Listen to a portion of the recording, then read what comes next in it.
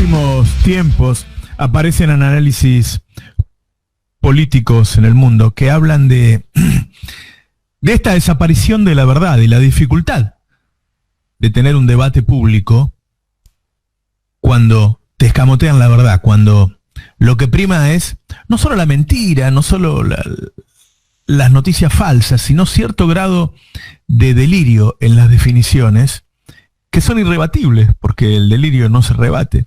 Ayer una cámara en Argentina dijo que era inconstitucional un proyecto, que no era una ley, era un proyecto. Un proyecto funge como un borrador hasta que se apruebe con los cambios que tiene que salir. Y aún si no tuviera cambios, es un borrador. No es analizable si es constitucional o no es constitucional. Y eso lo sabe cualquiera. Pero sin embargo, lo planteó en estos términos. Todos sabemos que no tiene sentido, ¿sí? No es un fallo con el que no concordamos. Es un sinsentido lo de la Cámara. Pero a la Cámara no le importa, porque se mueve dentro del ámbito de la irrealidad. La primacía de lo irracional comenzó hace unos años. Yo me acuerdo cuando empezaron a aparecer estas elecciones manipuladas por el Big Data. Ese método y las noticias falsas comenzaron a ser parte del paisaje político internacional. La verdad comenzaba a perder peso en el discurso público. En 2015, siempre lo recuerdo, cuando la nata en el piso dio una larga explicación sobre que Cristina había parado en una isla, Seychelles, a manejar dinero de la corrupción. Y se dieron todos los datos así oralmente, hasta que finalmente mostraron un video en donde una persona tocaba el timbre en una oficina en esa isla, le abrían y le decían que no lo iban a atender. Después tocaba el timbre en otra oficina, lo abrían y le decían que no había ningún comentario. Cuando vuelven al piso, la nata dijo, ya no tengo ninguna duda. Es así, se fue a la Barguita Seychelles. Es decir, le dijo a la gente algo que no había ocurrido, ¿sí? Era una especie de un acto de ilusionismo. La verdad desapareció. Ese día, a la gente la trataron como si hubiera un mago que le muestra algo que no estaba ahí. De eso, de esas noticias falsas, de esa especie de ilusionismo, hoy se pasó al delirio. Hoy un periodista puede decir en el aire que una cuarentena que existe en todo el mundo es una dictadura. Ya no estamos hablando del viejo engaño, estamos hablando del discurso irracional. Nosotros nos reímos, pero hace 10 años que están diciendo que vamos a ser Venezuela, y ahora dicen que somos Venezuela. Venezuela es un país en donde 6 millones de personas se fueron, donde se estatizaron 1.300 empresas, donde hay una inflación del 50.000%. Sin embargo, te pueden decir algo así, un delirio, como que somos Venezuela. O te pueden decir un delirio, como que si vienen los médicos cubanos acá, van a traer el comunismo. O el delirio de que la gente se pare en la 9 de julio y grite que es una dictadura la Argentina. No solo no es una dictadura, sino que en las dictaduras nadie puede pararse al lado del obelisco para decir que es una dictadura. Luego viene Vicentín y la gente grita en la calle que le van a sacar la empresa, que le van a sacar el negocio, que le van a sacar la casa. Esto está pasando cada vez más y cada vez en más países. Esto es internacional. Son delirios que terminan marcando la agenda y las decisiones de un gobierno. ¿Por qué los médicos cubanos no vinieron? ¿Por qué los presos no salieron? ¿Porque dijeron que iban a liberar a miles de violadores? ¿Por qué Vicentín no fue expropiada?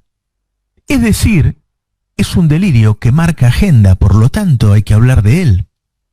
Odio, paranoia, delirios van reemplazando el debate racional. La derecha apunta a las emociones, a los instintos más primitivos. ¿Qué sentido tuvo la frase de Macri al llegar a Francia? ¡Qué lindo que es estar en un país libre!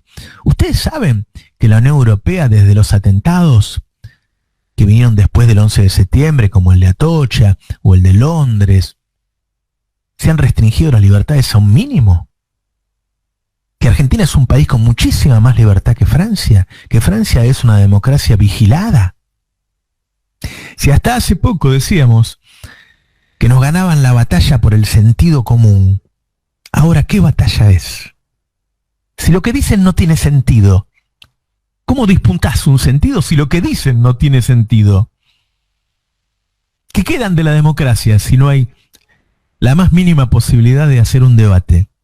Los periodistas, en vez de hablar de la pandemia, el gran tema, la pandemia, hablan de la cuarentena. ¿Qué sentido tiene eso? ¿Cómo discutís contra eso? Y los que siguen esos discursos locos no son locos. Es una especie de delirio social, no personal. Pero esa locura social luego deriva en representaciones. Porque por eso hay un loco como Trump, por eso hay un loco como Bolsonaro, por eso una loca como Carrió todavía tiene adeptos. Por eso un loco como Babi Echecopar mide 6 o 7 puntos. Son los representantes de ese delirio social. Sin el factor delirio, no aguantaban el poder Trump, Bolsonaro, Macri. No aguantaban. Trump le dijo a la gente que se inyecte la bandina. Tiene que haber un delirio social para que esos tipos lleguen al poder. El fin del debate racional es el fin de la política, que no es casual ni viene sola. El fin de la política se da al tiempo del surgimiento del poder gigantesco, enorme, planetario de las corporaciones, pero no de cualquier corporaciones, porque las corporaciones más grandes del mundo, las que hoy tienen más poder que los presidentes, las del tamaño de varios países, son las que manejan las redes, son Google, son Facebook, son las arterias por las que circula el delirio durante varias horas por día en la mano, en el celular de cada uno de nosotros. Las organizadoras de las marchas anticuarentenas, donde la gente escribe que la vacuna tiene un chip para controlarnos, se arman en esas redes de las corporaciones que van avanzando sobre el poder político. ¿Es el hombre más poderoso Trump o es Google? La democracia se va convirtiendo en una fachada, una máscara que quizá en un momento decidan dejar de usar. Por eso no hay grandes líderes, ni siquiera en este momento de pandemia, donde se supone que surgen los grandes líderes, como han surgido en las guerras mundiales. Por eso están desapareciendo los entes internacionales como la ONU, el G20 y hasta la OMC está en discusión. No tienen el menor peso político. Cuando políticos de la talla de Cristina buscan en todos los partidos y seleccionan los últimos vestigios de racionalidad para armar una alianza lo más amplia posible, es porque llegaron a la conclusión de que el peligro del gobierno de los locos está a la vuelta de la esquina. Antes de cada decisión política está la búsqueda y acumulación de los últimos vestigios de racionalidad para aguantar hasta ver si es posible que el mundo recupere la verdad. La declaración de inconstitucionalidad de la reforma judicial, como los médicos cubanos, como Venezuela, como la infectadura, no son racionamientos políticos debatibles, son delirios escritos y diseñados para ser esparcidos como un virus en una sociedad que no tiene defensas contra él, porque interpela emociones que son identitarias de la especie. El odio, la paranoia, están en todos. Ellos las utilizan, anulando el debate racional. La tarea política es recuperar la verdad, recuperar el valor de la palabra. Es una tarea de militancia gigantesca que hay que hacer con las mismas armas que diseñó el enemigo, con las redes. Nuestra tarea frente a la militancia del delirio es la militancia de la verdad. Nuestra tarea frente a la militancia del delirio es la militancia de la verdad. Porque solo cuando recuperemos la de verdad, vamos a recuperar la democracia.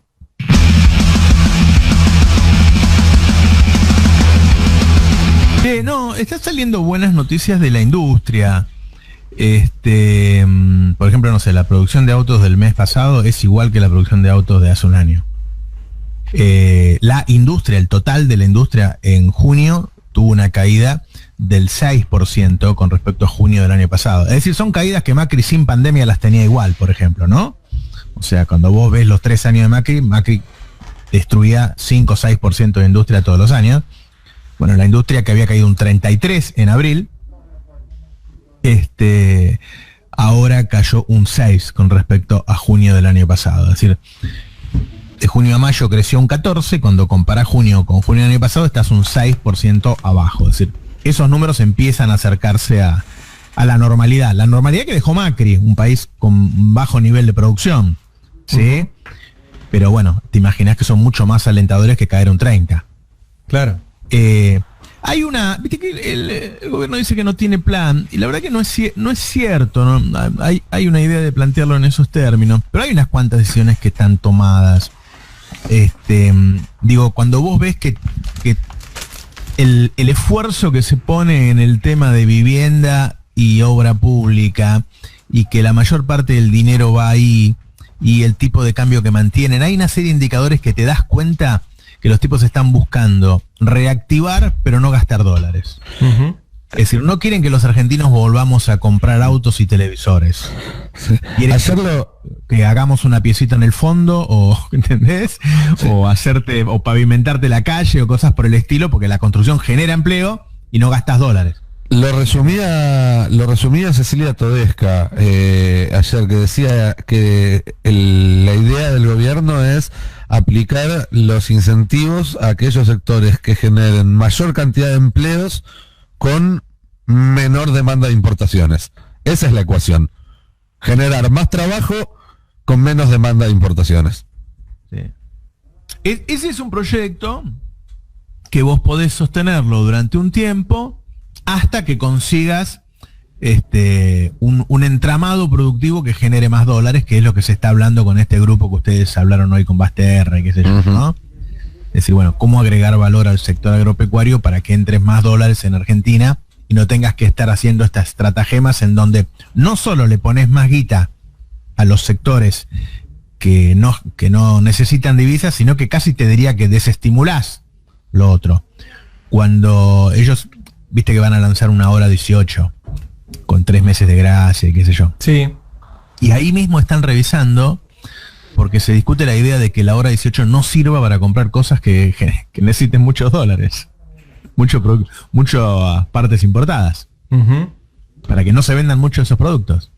O sea que ya no es solo no impulsarlo, sino hasta escamotearle, ¿no? Tratar de correrte de ese lugar. Cosa que por ahí no puedes hacer durante mucho tiempo, fundamentalmente en la industria automotriz, o vas a perder inversiones. Pero claramente no quieren tener ese problema en los próximos años. Yo creo que hay un plan 2019-2023, está claro además, porque toda la duda cae después, ¿no? Entonces va a haber un cuidado del tipo de cambio y de la inflación, como para que Argentina no va a crecer al 10% como crecía antes, pero se mueva en un registro de crecimiento una vez que recupere la caída de la pandemia, no sé, ponerle el 3% anual, sin generar corridas ni picos inflacionarios. Que para el argentino en general es casi un paraíso eso, ¿no? O sea, Menem ganaba elecciones con eso. Sí. Menem ganaba elecciones con eso. Sí. No es que tenía un gran proyecto económico. Tenía paz. Tenía paz. Y más en un país y en un mundo que hoy tiene un discurso muy, muy loco, ¿no? De mucho delirio y qué sé yo, si vos lo contraponés contra una propuesta de manso y tranquilo, uh-huh, por ahí puede ser una forma. Pero me parece que está claro que viene por ahí. Y otra cosa que decidieron es no hacer un día de decisiones de las 60 medidas juntas, sino ir haciendo esto de cada 3 o 4 días, uh-huh, hacer anuncios, porque pensaron que, viste, te haces un día 2 horas de 60 medidas y al otro día hay 8.000 contagios y la gente ya está. Claro, se olvida. ¿Entendés? Sí, nada entonces, más que para que no pase. ¿Qué es lo que habían anunciado el día de los remedios gratis? ¿Te acordás que pasó de largo? Sí. Hicieron 2 cosas a la vez y lo más importante no se entendió. O sea, no se igual entendió. Falta un poco, ¿no? Bueno, por ahí es lo que nosotros nos acostumbramos. Falta un poco de mística, de narración, ¿viste? Qué sé yo.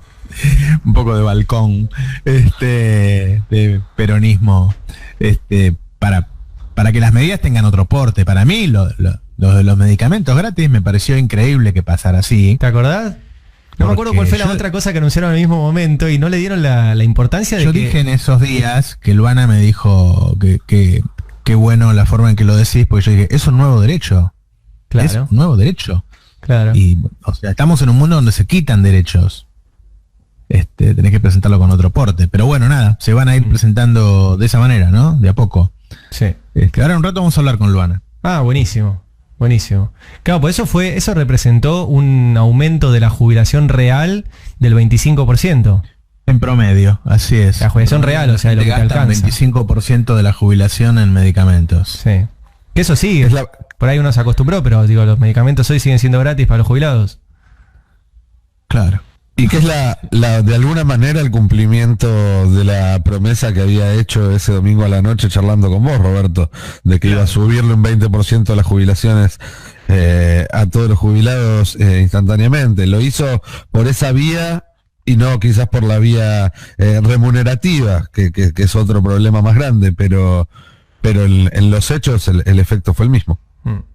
Claro, y al Estado obviamente le sale más barato, ¿no? Sí, claro. Vos sabés que la diferencia entre lo que sale un medicamento en la farmacia y el costo es 1.000, 10.000, digo, un montón de ceros. Sí. O sea, yo he visto cuando compran los hospitales que compran una pastilla a 0,001.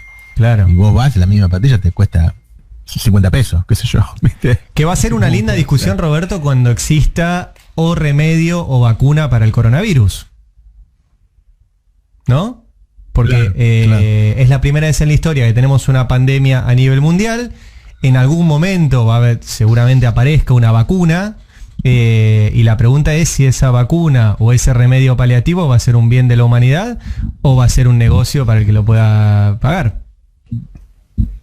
Otra cosa que se está discutiendo, que uno puede leer notas en el exterior y qué sé yo, es si podemos seguir tomando esto como algo que, bueno, ahora en un par de meses termina y ya está, y esto pasa cada 100 años, o va a tardar más de lo que pensamos, la vacuna no va a ser una solución total, como no lo es para la gripe tampoco, ¿no? Hay gripe igual, por más que hay vacuna, y además puede ser seguido por otros virus. O sea, si esto no es un cambio que llegó para quedarse más tiempo, y en todo caso ahí tenés que revisar toda la política económica, porque entonces tendrías millones de empleos menos, ¿no? Sí. Yo creo que en el sentido de los empleos y demás va a haber una recuperación fuerte en todo el mundo el año que viene, probablemente. La vacuna, por más incompleta o imperfecta que pueda resultar, va a ser significativamente funcional a la sociedad y demás. Yo no creo que el tema sea ese. Sí creo que lo que se va a ver va a ser, o debería verse, o sería sano que se viera, es cambiar la planificación en el largo plazo, pensando que vivimos en un mundo tan interconectado y tan poblado donde estas cosas son posibles. Y en ese sentido, acá ya lo hemos hablado, desconcentrar los grandes centros de población y tratar de volver a modalidades poblacionales quizás con otro esquema, digamos, no tan concéntrico como es ahora, sino con esquemas más radiales o con esquemas donde, digamos, no tiene sentido, por poner un ejemplo, digamos, ¿no? Que todo el esquema del AMBA, donde hay todos los días millones de personas que van y vienen a trabajar al AMBA desde el conurbano, no tiene sentido en el largo plazo, ¿sí? Un montón de cosas que hoy en día suceden dentro de la ciudad de Buenos Aires deberían descentrificarse y suceder simultáneamente en 5 o en 8 o en 10 lugares en todo el área metropolitana. Y a su vez, el área metropolitana hay que pensar en empezar a que la gente hay una migración en el sentido inverso al que hubo durante el último siglo, es decir, que la gente se aleje del puerto y vaya hacia el interior, sobre todo en un país como la Argentina, donde una cosa que no escasea es el espacio, digamos, ¿no? Y el espacio además económicamente viable, porque fuera de la zona núcleo, que es lo que está más explotado hoy en día, hay un montón de cuestiones que se pueden emprender, desde la minería, desde la extracción de hidrocarburos, desde la generación de trabajo en industria y demás, que no dependen de la cercanía del puerto. Y creo que en ese sentido sí es necesario pensar que no vamos a volver a una normalidad, sino que hay que pensar nuevas estrategias para que la Argentina esté preparada para los desafíos del siglo XXI. Mira, el otro día leía en Le Monde una nota de que estaba firmada por un científico y un economista, estas cosas. El científico decía que es posible, o sea, tomando en cuenta los últimos 5 virus que hubo, que esto sea una tendencia que dure un tiempo más, no para siempre, pero el tipo hablaba de una década, cosas por el estilo. Y el economista decía, ¿cómo puede ser que los franceses en este momento, en el medio del virus, estemos recibiendo autos alemanes? O sea, hubo momentos en que no dejamos que vinieran los alemanes, pero los autos sí. Entonces, ¿por qué? O sea, cuando vos decís este mundo globalizado, este mundo en donde todo está conectado, y la verdad que la mayor parte de la conexión tiene que ver con el comercio, y la mayor parte del comercio es innecesario, y tiene que ver con una globalización que se ha hecho para esta competencia por la baja de salarios. Digo, ¿para qué nosotros intercambiamos autos con países que fabrican autos? Y así te lo puedo decir en 1000 cosas. Viste que viven presionándonos para que seamos más productivos para competir con el otro que fabrica lo mismo. Uh-huh. Digo, ¿y qué ganamos con esto? La concentración de la riqueza, la contaminación constante del mundo, porque movemos barcos, autos, qué sé yo, gente que anda en avión para ir a hacer las ventas, para ir a hacer los negocios, para intercambiar los mismos productos. ¿Y a quién le sirvió eso? Es para que varias multinacionales concentren la mayor parte de la producción y la venta del mundo. A ver, si hubiera un gobierno racional, todas esas cosas no deberían seguir pasando. El francés decía, ¿cómo puede ser? Están entrando autos de Alemania en este momento, y cuando entran, hay alguien que los trae, que trae el virus. Bueno, acá ha pasado, lo dijo Alberto. Nosotros, desde el AMBA, seguimos contagiando al resto del país. ¿Por qué? Porque les mandamos cosas. Bueno, con las exportaciones y las importaciones pasa lo mismo. O sea, la globalización que claramente se hizo para concentrar la riqueza, entre otras cosas, transporta este tipo de cosas, que son los virus. Claro. ¿No? El tema del empleo ya era un problema, digo, en Estados Unidos, donde hay 150 millones de trabajadores, más o menos, ya se hablaba que en los próximos años se iban a perder 40, 50 millones de empleos, simplemente por el avance tecnológico. Claro. Sí, ese es otro asunto complementario. Claro. O sea, me parece que el empleo está en el centro del tema, y estas salidas que se están haciendo, como el lanzamiento que van a hacer hoy de la obra pública, es magnífico para este momento. No es algo de largo plazo, ¿no? Que todos hacemos. No sé si notaste que sobre respecto al ingreso universal, que es una de las soluciones que se plantean ante estos escenarios que vos estás describiendo de falta de empleo y demás, que hubo un cambio en el discurso oficial al respecto, porque se decidió dejarlo para más adelante, pero que sea universal. Lo dijo el propio Alberto Fernández en una de sus últimas entrevistas. Dijo, bueno, no es el momento de discutir, por ahora va a seguir el ingreso de emergencia, pero en el momento en el que lo discutamos, la idea es que sea realmente universal, o sea, para todos, que no sea en todo caso un programa de ayuda social o un plan social más grande o más fuerte, sino que sea directamente una política con otras características que ya hemos charlado, esa cuestión que tiene que ver con ver cómo se reparte determinada plusvalía, determinada producción que se genera por condiciones que tiene el país, pero que están en pocas manos. Sí, esto puede ser la tecnología, puede ser el rinde excepcional de un sector del campo, puede ser recursos del subsuelo, pero creo que es interesante, digamos, de alguna manera había dos puntos de vista con respecto al ingreso universal en el gobierno, el que llevaban adelante más desde el Ministerio de Desarrollo Social, desde algunos organismos sociales, incluso con el apoyo del Observatorio Social de la UCA, que había también propuesto algo así, que era la idea de hacer un ingreso con una contraparte laboral, como una especie de plan de trabajo para los desocupados, darle trabajo a los desocupados a través de esto. Y una segunda idea que corría más por el lado Guzmán, Vélez del asunto, que era un ingreso más parecido a lo que fueron los programas que se experimentaron en lugares como Alaska, en lugares como Islandia, y que es lo que se está discutiendo hoy en día en buena parte del mundo sobre eso, ¿cómo se hace para que sea viable una sociedad democrática, es decir, con ciertos niveles de igualdad que hagan tolerable la supervivencia, en un mundo en el cual ya el empleo no va a ser contraparte de la subsistencia, porque no va a haber empleo para todos, ya no lo hay, solo que ahora la gente de sobra está en la periferia, ¿sí? Está en África, está en América Latina, pero esto dentro de pocos años o alguna década va a ser un problema en el primer mundo también. Y la respuesta que se le da es esta. Me parece interesante que Alberto Fernández haya tomado esta variable del ingreso universal, quizás no para aplicarlo ahora ni en 6 meses, quizás no para aplicarlo siquiera en este mandato, pero sí para pensarlo como una política de largo plazo para adaptar a la Argentina a la economía que viene.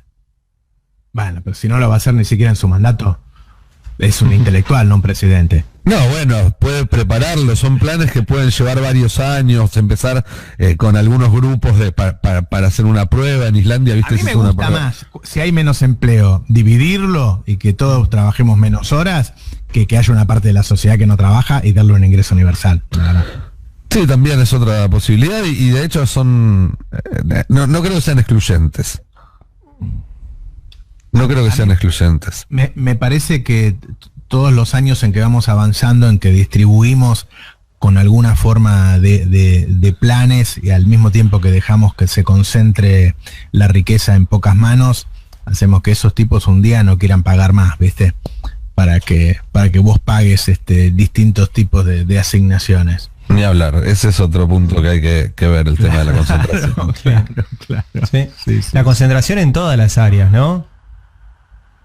Porque digo, está concentrada el sistema financiero, está concentrado el sistema de investigación científica, está concentrado los medios, están concentrados, o sea, todas las áreas están concentradas y siempre está todo el dispositivo de que los exitosos son ese grupito de 50, 100 multimillonarios que han logrado el éxito en la vida concentrando riqueza.